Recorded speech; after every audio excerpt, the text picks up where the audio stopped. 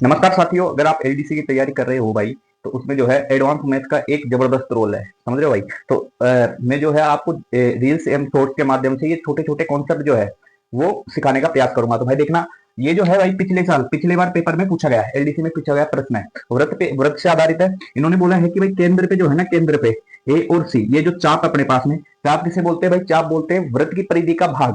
ये जो वृत्त की परिधि है, इसी का कोई भाग अगर है तो वो होगी चाप। तो यहां से यहां तक की ये है भाई चाप ए सी।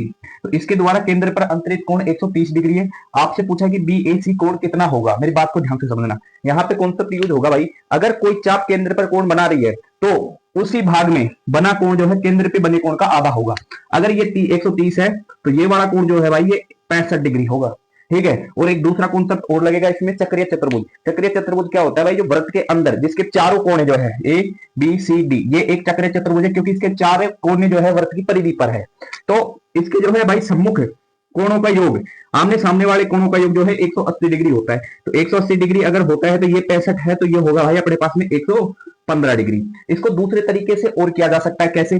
कि भाई यहाँ पे जो टोटल कोण बनता है ना अपने पास में, ये बनता है भाई 360 डिग्री का। अगर ये 130 है तो ये जो ऊपर वाला कोण बच रहा है ये कितने का बचेगा अपने पास में? 230 डिग्री का।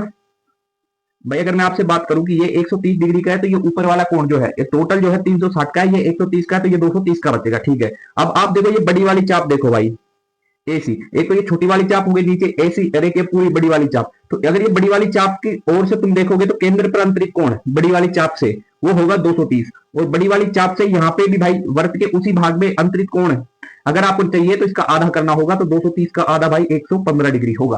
ठीक है भाई। अगर आपको ये वीडियो पसंद आई तो भाई लाइक करिए, और अगर आप जो है यूट्यूब पे देख रहे हैं तो इसको चैनल को सब्सक्राइब करो, और अगर आप भाई साहब इंस्टाग्राम पे देख रहे हैं तो फॉलो करें। धन्यवाद।